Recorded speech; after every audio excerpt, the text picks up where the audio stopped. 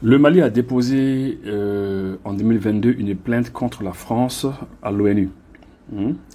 Et cette plainte, elle n'a été nulle part. Et après, les pays de l'AES se sont plaints aussi de l'Ukraine. Et ça aussi, ça n'a été nulle part. Face à ce silence, eh bien, le Burkina Faso, le Mali et le Niger ont créé la Cour pénale du Sahel. La Cour pénale et les droits humains du Sahel et les droits de l'homme.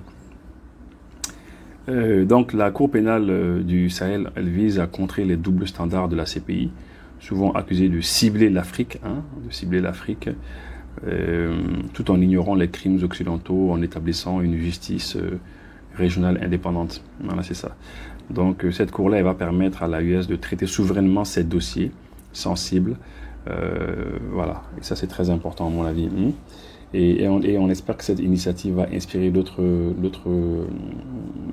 pays ou bien d'autres régions de l'Afrique. Et pour cela, je vais vous lire aujourd'hui le communiqué final des ministres en charge de la justice des pays de l'AES. Ça s'est fait, c'est à Bamako, le lieu c'était à Bamako. Ça s'est fait entre le 29 et le 30 mai 2025. Les décisions qu'ils ont eu à prendre. C'est quand même important de le savoir.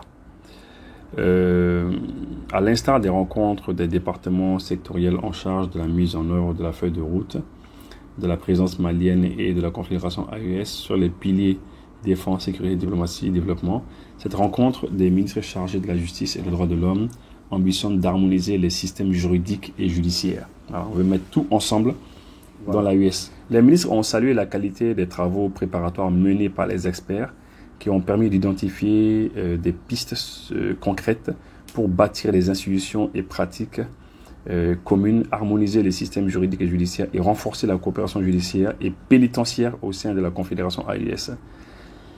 Par conséquent, constatant l'emprise négative de puissances impérialistes sur l'organisation et le fonctionnement de certaines instances juridictionnelles régionales et internationales, les ministres ont approuvé la nécessité de mettre en place des instances juridictionnelles et arbitrage confédéral chargées de connaître du contentieux, de l'interprétation et de l'application du traité des actes dérivés, du contentieux des actes et des organes de la Confédération, du droit des affaires, de l'arbitrage et de la médiation, d'une part, de connaître des infractions de crimes contre l'humanité, de crimes de guerre, de crimes de génocide et crimes d'agression, de terrorisme et de financement du terrorisme, de blanchiment de capitaux et de violation grave des droits humains et de toute autre infraction grave et assimilée d'une part. Voilà.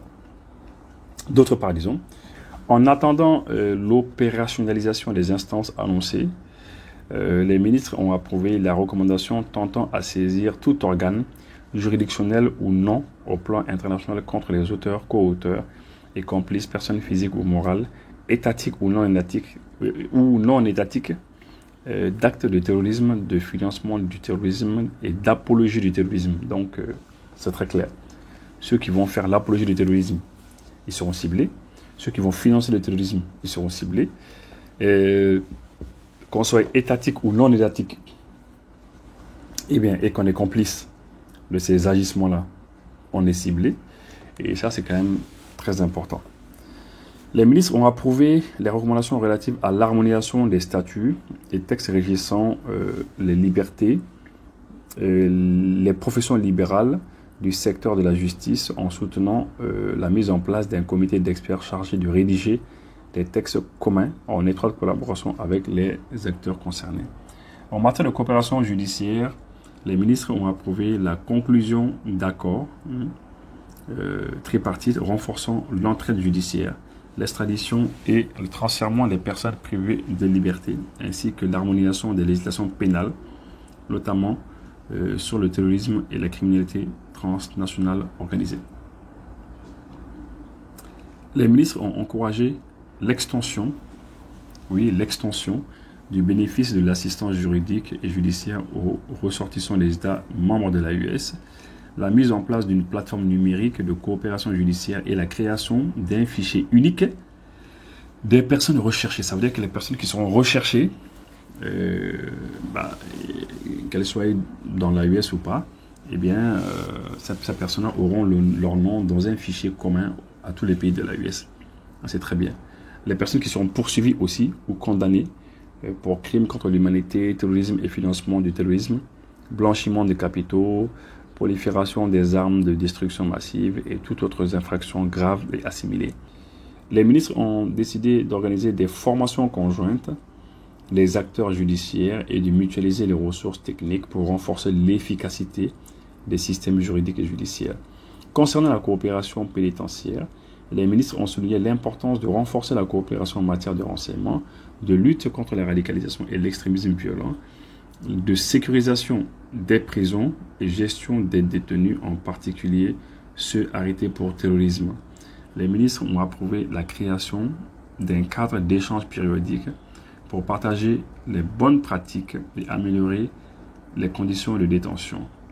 La consolidation de la formation du personnel pénitentiaire ainsi que la promotion de la réinsertion sociale, du respect des droits de l'homme en milieu carcéral et des mesures alternatives. Les ministres ont souligné l'importance d'harmoniser la formation initiale continue des acteurs judiciaires et pénitentiaires.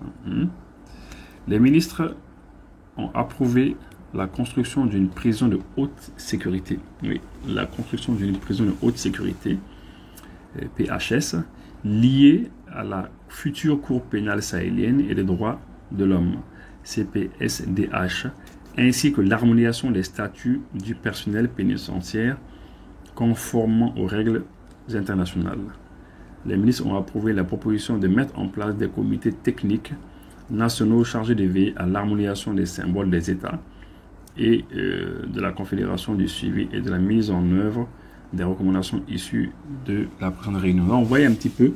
Donc, globalement, c'est ce que quand même nos ministres ont réussi à faire. Globalement, c'est ce qu'on peut dire sur notre cours sur la Cour pénale du Sahel et éventuellement sur la rencontre des ministres de la justice de l'AES. Merci.